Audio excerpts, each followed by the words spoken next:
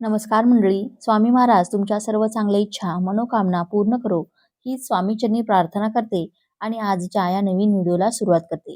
मित्रांनो, सावधान व्हा, कारण 3 मार्चची रात्र अशी असणार आहे जी पुढील 100 वर्षात पुन्हा परत येणार नाही. आकाशात एक भयावह आणि चमत्कारी खेळ घडणार आहे, जो पाहून मोठमोठ्या ज्योतिषांच्याही कपाळावर घाम फुटेल. 100 वर्षानंतर असा महासंयोग तयार होत आहे की राहू आणि केतूची काळी सावली चंद्राला पूर्णपणे ग्रासण्यासाठी सज्ज आहे. पण या भीषण अंधाराच्या मध्यभागी 5 राशींसाठी कुबेराचा खजिना उघडणार आहे. होय, तुम्ही अगदी बरोबर ऐकले. रातोरात नशीब बदलणे ही फक्त एक म्हण नाही, तर या 5 राशींच्या जीवनातील ती सत्यता ठरणार आहे, की ज्यामुळे त्यांच्या शत्रूंनाही डोळ्यातून रक्ताचे अश्रू येतील. पण सावधान, जर तुमची रास या 5 राशींमध्ये असेल तर आनंद साजरा करण्याआधी एक मोठे रहस्य जाणून घेणे तुमच्यासाठी जीवन मरणाचा प्रश्न ठरू शकतो. या 5 राशींमध्ये 4थ्या राशीबरोबर काहीतरी असे घडणार आहे जे इतिहासात कदाचित कधी झाले नसेल. त्या राशीच्या जातकांना भरभरून धनप्राप्ती होईल. पण जर ग्रहणाच्या वेळी लोक नेहमी करतात ती छोटीशी चूक त्यांनी केली तर ते सर्व धन मातीमोल होईल. म्हणून तुमच्या राशीचे नाव ऐकण्यासाठी धैर्य ठेवा, कारण ब्रह्मांडाचे हे चक्र तुमच्या जीवनाची दिशा पूर्णपणे बदलू शकतो. आजच्या या व्हिडिओमध्ये कोणतीही माहिती अपुरी राहणार नाही, म्हणून मन शांत ठेवा आणि या रहस्यमय ब्रह्मांडाच्या प्रवासात माझ्यासोबत खोलवर चला. चंद्रग्रहण ही साधी खगोलीय घटना नाही. शतकानुशतके आपल्या ऋषीमुनींनी सांगितले आहे की जेव्हा चंद्रावर ग्रहण लागते तेव्हा पृथ्वीवरील जलतत्वावर मोठा परिणाम होतो. आणि तुम्हाला माहित आहे का की आपल्या शरीरात सुमारे 70% पाणी असते. जेव्हा समुद्रात भरती ओहोटी निर्माण होऊ शकते तेव्हा आपल्या शरीरात आणि मनातही हलचल होत नाही का? 3 मार्चचे हे ग्रहण विशेष आहे, कारण या दिवशी देवगुरु बृहस्पती आणि कर्मफलदाता शनिदेव अशी एक दुर्मिळ स्थिती निर्माण होत आहे, जी संपूर्ण शतकानंतर दिसून येते. शास्त्रामध्ये याला महाचांडाल योग आणि राजभंग योग याचे दुर्मिळ मिश्रण म्हटले गेले आहे. एकीकडे विनाशाची शक्ती असेल तर दुसरीकडे सृजनाचे अमृत असेल. समुद्र मंथनाच्या वेळी जसे अमृत आणि विष दोन्ही बाहेर आले होते, अगदी तसेच या 3 मार्चच्या रात्री काही राशींच्या जीवनात विष मिसळेल तर काहींना असे अमृत मिळेल जे त्यांच्या पुढील 7 पिढ्यांची गरिबी कायमची दूर करेल. याशिवाय या दिवशी फाल्गुन पौर्णिमा आहे. या दिवशी महालक्ष्मी योग, धनयोग, नक्षत्र योग, अमृत सिद्धी योग यांचा संयोग तयार होत आहे. या दिवशी स्वतः माता लक्ष्मी पृथ्वीवर वास करण्यासाठी येतात, असे शास्त्रात वर्णन आहे. शास्त्रानुसार या दिवशी जर तुम्ही लहान लहान उपाय केले तर माता लक्ष्मींचा आशीर्वाद असा मिळतो की तुमच्या जीवनातील धनासंबंधित अडचणी दूर होतात आणि वर्षभर आर्थिक निर्णयांमध्ये लाभ होतो. या व्हिडिओमध्ये आपण प्रत्येक उपाय सविस्तर सांगणार आहोत. तसेच तुमच्या मनातील सर्व शंका दूर करू. होलिका दहनाचा योग्य वेळ कोणता, होळी कधी खेळावी, चंद्रग्रहण भारतात कधी दिसेल, सूतक काळ कधी सुरू होईल आणि कधी संपेल, त्या काळात कोणती काळजी घ्यावी, या सर्व प्रश्नांची संपूर्ण माहिती या व्हिडिओमध्ये पाहणार आहोत. यासोबत सर्व राशींचे भविष्यही सांगितले जाईल. चला आता तिथींच्या गोंधळाबद्दल स्पष्ट करूया. हिंदू पंचांगानुसार होळीचा सण फाल्गुन महिन्याच्या पौर्णिमेला साजरा केला जातो. वर्ष 2026 मध्ये फाल्गुन पौर्णिमा 2 मार्चच्या संध्याकाळपासून ते 3 मार्चच्या संध्याकाळपर्यंत आहे. सामान्यतः ज्या दिवशी पौर्णिमेची संध्याकाळ असते त्या दिवशी होलिका दहन केले जाते. पण 2026 मध्ये 3 मार्चच्या संध्याकाळी चंद्रग्रहण आहे आणि शास्त्रानुसार ग्रहण काळात कोणतेही शुभ कार्य, पूजा आणि अग्नी प्रज्वलन केले जात नाही. ग्रहणाच्या वेळी केलेले होलिका दहन शुभ फल देत नाही. म्हणून होलिका दहन ग्रहण संपल्यानंतर शुद्धीकरण करून करावे. जे लोक 2 मार्चला होलिका दहन करू इच्छितात त्यांच्यासमोर ही अडचण नाही, कारण त्या दिवशी संध्याकाळी भद्रा लागते आणि भद्रा काळात होलिका दहन करणे अशुभ मानले जाते. भद्रा काळात केलेले होलिका दहन कुटुंब, समाज आणि आपल्या भारत देशासाठी पूर्णपणे अशुभ मानले जाते. त्यामुळे आपल्याला भद्रा संपेपर्यंत प्रतीक्षा करावी लागेल. आता येऊया चंद्रग्रहणाच्या सूतकाळाबद्दल आणि त्याच्या योग्य वेळेबद्दल. त्यानंतर मी तुम्हा सर्वांना 12 राशींवर चंद्रग्रहणाचा काय परिणाम होईल हे एक एक करून सांगणार आहे. 3 मार्च 2026 रोजी लागणारे चंद्रग्रहण भारतात दिसणार आहे. याला ब्लड मून असेही म्हटले जाते. हे दुपारी 3:20 सुरू होईल आणि सायंकाळी 6:47 समाप्त होईल. याचा सूतक काळ 9 तास आधी म्हणजेच सकाळी 6:20 सुरू होईल. भारतामध्ये हे मुख्यत्वे ईशान्य राज्यामध्ये जसे की आसाम, अरुणाचल प्रदेश, नागालँड, मणिपूर, मिझोरम आणि पश्चिम बंगाल येथे स्पष्टपणे दिसेल. तर दिल्ली, उत्तर प्रदेश, मुंबई आणि जयपूर अशा इतर भागात हे अंशतः म्हणजे सूर्यास्ताच्या सुमारास दिसेल. पूर्वोत्तर भारतात विशेषतः कोलकाता येथे याची दृश्यता अधिक चांगली असेल. तसेच दिल्ली, मुंबई, जयपूर, लखनौ, पटना, बेंगळुरू, चेन्नई आणि कोलकाता येथे अंशतः ग्रहण दिसेल. हे पूर्ण चंद्रग्रहण असून खगोलशास्त्रानुसार याला ब्लड मून असे म्हटले जाते. कारण यावेळी चंद्र पूर्णपणे लाल रंगाचा दिसतो आणि हे ग्रहण भारतात दिसत असल्यामुळे याचा सूतक काळ आणि सर्व नियम मान्य असतील. मित्रांनो, व्हिडिओमध्ये अजून पुढे जाण्याआधी माझी तुम्हाला विनंती आहे की कृपया चॅनेलवरती नवीन असाल तर सबस्क्राईब करा आणि व्हिडिओला एक लाईक करून कमेंटमध्ये श्री स्वामी समर्थ असे नक्की लिहा. आणि विनंती आहे तसेच आपल्या नातेवाईकांना, शेजाऱ्यांना आणि विशेषतः गर्भवती महिलांना हा व्हिडिओ नक्की शेअर करा. कारण ग्रहणाचा सर्वाधिक परिणाम गर्भवती महिला, मुले आणि वृद्ध व्यक्तींवर होतो असे मानले जाते. या काळात गर्भवती महिलांनी कोणतीही वस्तू कापू नये, शिवणकाम करू नये, सुई दोऱ्याचा वापर टाळावा, तसेच स्वयंपाक करू नये आणि अन्नही खाऊ नये असे सांगितले जाते. काही जणांच्या मते गर्भवती महिलांनी पोटावर गेरू किंवा गाईच्या शुद्ध शेणाचा लेप करावा. आवश्यक नसल्यास ग्रहण काळात घराबाहेर जाऊ नये, कारण यावेळी नकारात्मक शक्ती सक्रिय असतात असे मानले जाते. त्यामुळे शक्यतो घरातच राहून मंत्र जप करावा. सूतक काळात अन्न पदार्थांमध्ये तुळशीची पाने टाकावीत, कारण तुळशी ग्रहणाचा दुष्परिणाम कमी करते असे मानले जाते. या दिवशी नखे किंवा केस कापू नये. पैशांचे व्यवहार उधार देणे किंवा घेणे टाळावे, कारण त्याचा आर्थिक स्थितीवर विपरीत परिणाम होऊ शकतो असे मानले जाते. तसेच मद्यपान, तंबाखू, गुटखा, पान मसाला यांचे सेवन टाळावे. अन्यथा शनिदोष, मंगळदोष किंवा इतर ग्रहदोष उद्भवू शकतात असे शास्त्रात नमूद आहे. यावेळी चंद्रग्रहण फाल्गुन पौर्णिमेला येत आहे. या दिवशी माता लक्ष्मी पृथ्वीवर वास करतात असे मानले जाते आणि त्या घोबडाला वाहन म्हणून घेऊन पृथ्वीवर भ्रमण करतात अशी श्रद्धा आहे. याच दिवशी भगवान नरसिंह, जो भगवान विष्णूंचा अवतार आहे, यांची पूजा केली जाते. वेद पुराणानुसार या दिवशी योग्य मुहूर्तावर आणि योग्य पद्धतीने उपाय केल्यास भगवान विष्णू आणि माता लक्ष्मी यांचा आशीर्वाद मिळतो. यावेळी चंद्रग्रहणात चतुर्ग्रही योग आणि इतर विशेष योग निर्माण होत असल्यामुळे जर आपण शांतपणे विधीपूर्वक काही विशेष उपाय केले तर वर्षभर घरात धनाची कमतरता भासणार नाही. माता लक्ष्मीची कृपा तुमच्यावर आणि तुमच्या कुटुंबावर राहील. घरात सकारात्मक ऊर्जा वाढेल आणि प्रगती होईल. या व्हिडिओमध्ये आपण सर्व महत्त्वाच्या गोष्टी एक एक करून जाणून घेणार आहोत. हे समजून घेणे महत्त्वाचे आहे की जर माता लक्ष्मीचा आशीर्वाद एखाद्याला मिळाला तर त्याला श्रीमंत होण्यापासून कोणीही थांबवू शकत नाही.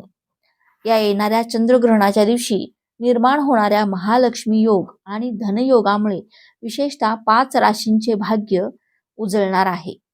राशींबद्दल जाणून घेण्याआधी चला ज्योतिषशास्त्रानुसार त्या विशेष उपायांबद्दल जाणून घेऊ, जे महाचंद्रग्रहणाच्या दिवशी केल्यास तुमच्या जीवनात मोठा हा बदल घडू शकतो.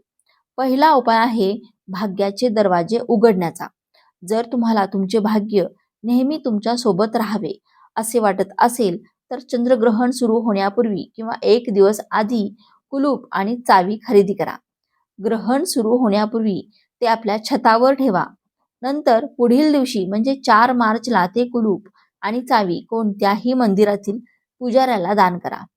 हा साधा उपाय तुमच्या नशिबाचे बंद दरवाजे उघडेल आणि नवीन संधी तुमच्यासाठी खुल्या होतील.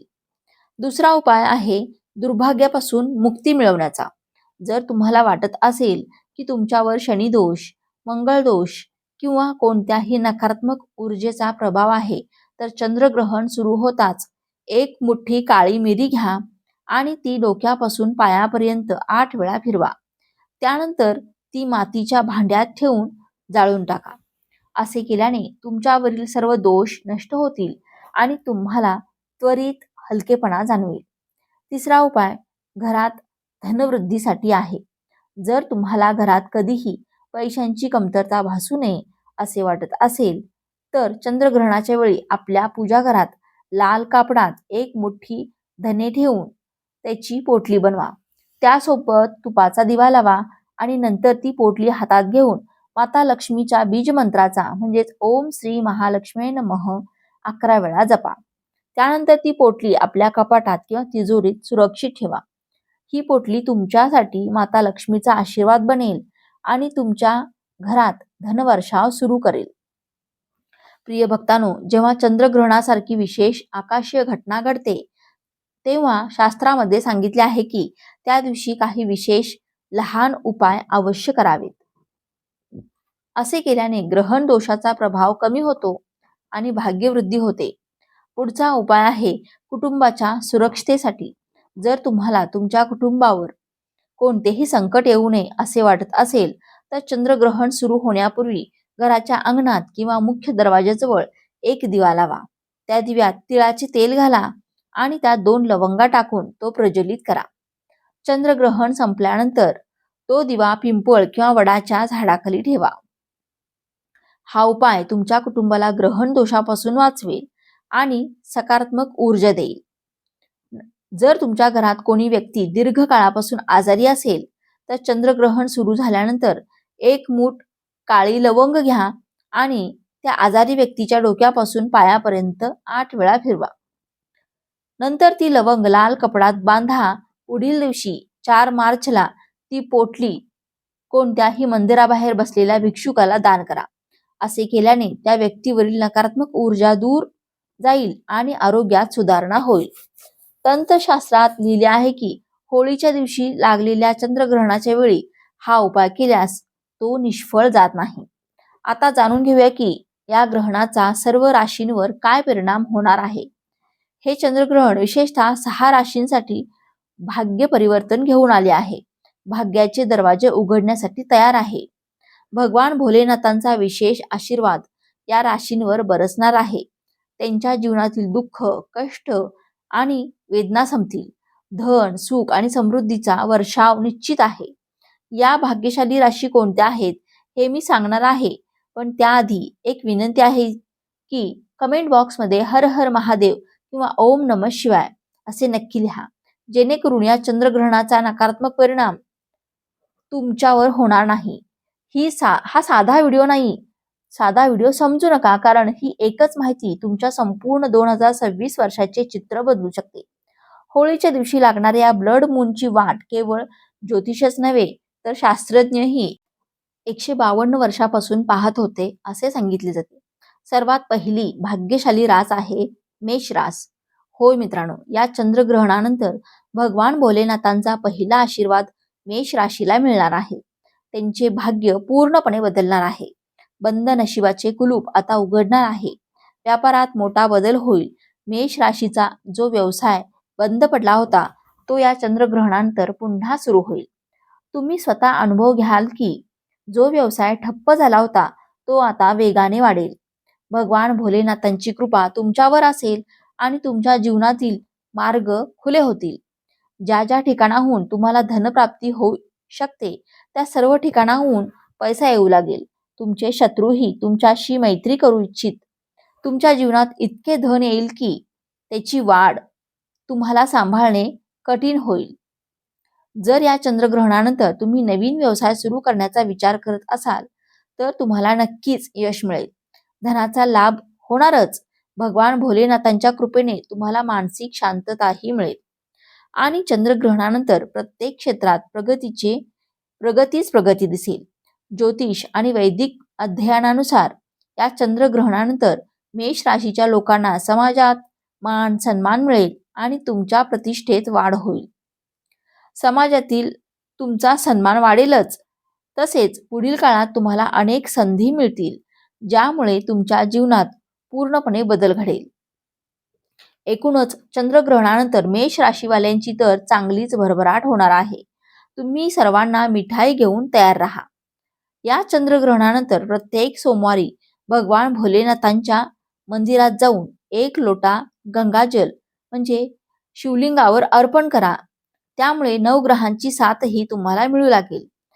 मित्रांनो, दुसरी अद्भुत आणि आनंद देणारी रास आहे ती म्हणजे मिथुन रास.